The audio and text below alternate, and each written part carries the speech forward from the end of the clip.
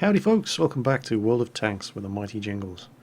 I was presented with something of a conundrum today. I had planned today to be a World of Tanks video, and today you are getting a World of Tanks video. But Gaijin went and released War Thunder patch 1.41 and put Ground Forces, War Thunder Tanks, into open beta today. Anybody can now play tanks in War Thunder. You don't need to have access to the closed beta anymore. Oh, Gaijin. Your timing. The thing is, they announced yesterday that the development server was up for patch 1.41. The day before they put patch 1.41 on the live server. I just totally didn't see it coming. But it's been a couple of days since I did some World of Tanks, so World of Tanks it is. And here I am driving the best tank in the game. The Centurion Mark 7 Tier 9 British medium tank. I would rather be driving this thing in a Tier 10 match than the FV4202, the Tier 10 British medium tank, and that's quite fortunate really, because I am driving this thing in a Tier 10 match. So, first target up, Batchat. And I'm not too concerned about the Batchat, I'm more concerned about the fact that he's just spotted us and everybody on the far side of the ridge, there they are, oh, surprisingly, not aiming their guns at us. Okay, I'll take advantage of that. Type 61 is about to have a very, very bad day. There's somebody else there, because a couple of shots just came in and impacted the ridge line in front of me, and I just bounced one off my turret front. So the Type 61, the Batchat, they're not alone over there. Oh, there we go. E75 there, tough nut to crack. And all I can really see is his turret, and it's well angled, but oh, target 2, much easier target. And back on. Circumflexes there in his T30. Ideal position for that machine. Hold down, just pouring the fire in. And, yep, just as I fire, he nails the target too. And Foch in his E75 follows up with a killing blow on the 45028. Now, that did take me by surprise. I had assumed that Circumflexes was using the 155mm gun on the T30, the big gun. He's not. He doesn't have it unlocked yet. He's actually still using the 120mm gun. And that gun gives the T30 a very surprisingly good damage per minute.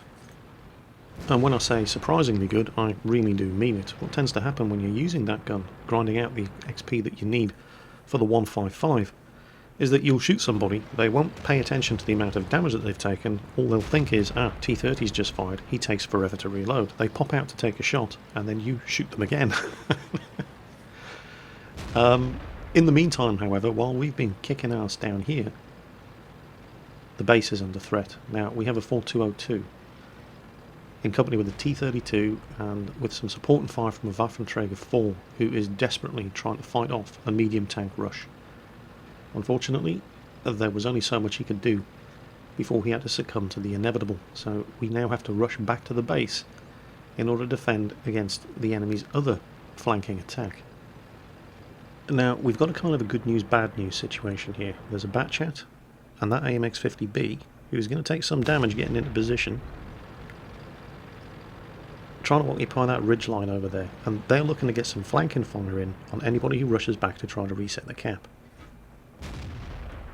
There's a T-54 up on that ridge line with them as well.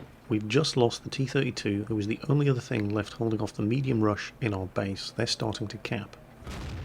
Even more bad news for me, because those tanks are on the ridge line opposite, I cannot go any further forward than this without exposing myself to all kinds of fire from an AMX-50B, a Batchat, and a T-54. More bad news, those guys aren't actually interested in capping. They want to kill everybody, and our mouse has just exposed himself to all kinds of flanking fire from those guys on the ridge. The good news is that their firing on the mouse has given their position away, and I am in a very, very good spot here to put some effective fire into them, get some more damage done while they're all concentrating on the mouse.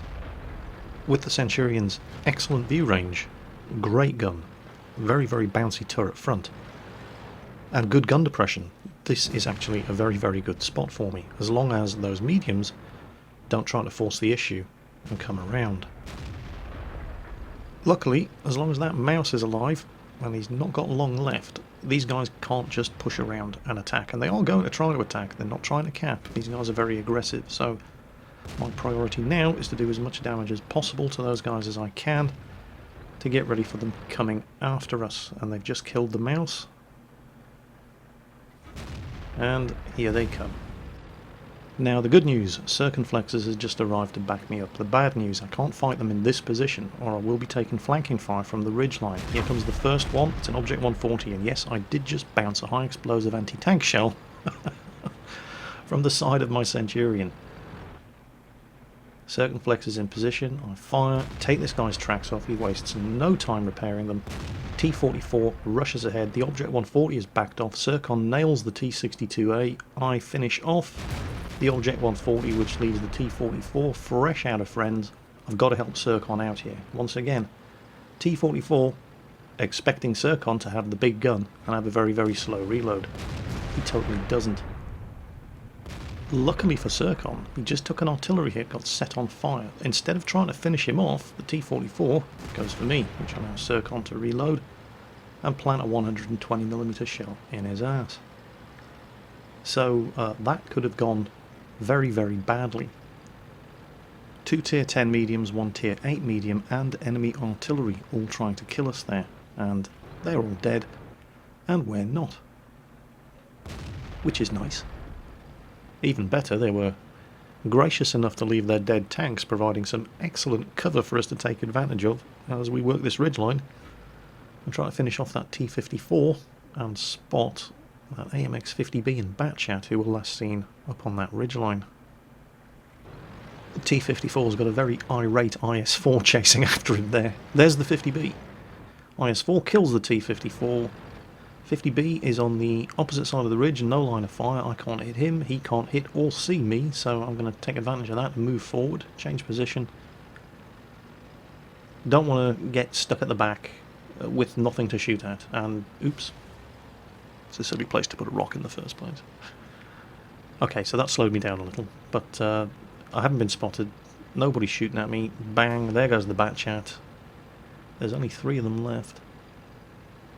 E75, we know exactly where he is. I have a very, very good idea where the AMX-50B is. He's up on this ridge line. He's on very low health. Where are you? There he is. And bang, gotcha. Chew on that one, garlic muncher. All I got left now is the E75 and the artillery. And the E75, I think, still has most of his health. So all kinds of opportunities here if I can get some flanking shots on him to rack up even more damage, earn more XP and more credits. There he is. Oh man, this is going to be easy. If you get the chance, when you got flanking fire at most German heavy tanks, there is an ammo rack located on the side of the tank just underneath the turret. So if you get the chance and the gun is accurate enough, oh, Circon hits him, sets him on fire, and that looked to me very much like an automatic fire extinguisher. Don't you just love it when a 20,000 credit consumable puts a fire out and leaves you with less than 100 health remaining? Oh man, it sucks to be you. Artillery, surprisingly, seemed to have a massive hard-on for circumflexes in this game. I didn't get hit by artillery. Hell, I didn't get hit by anything, but artillery never even fired at me, which makes a very pleasant change. Sorry, Circon. Rather you than me. And now it's just a rush to see who's going to nail the artillery before the game's over. And it's probably going to be the IS-4. He's over here somewhere. There, IS-4 spotted him. I don't have a line of fire, and the IS-4 nails him and gets the kill. So that was a pretty good game. Just not quite good enough for Ace Tanker, however. High caliber, Confederate, and only the first class mastery badge, which is an indication of how incredibly well people are doing with this amazing tank. Almost 6,000 damage done by a tier 9 medium tank in a tier 10 match on Sound River, and it's only good enough for the first class mastery badge. This tank is easily my favourite machine in World of Tanks. As always folks, take care on that battlefield, and I'll catch you next time.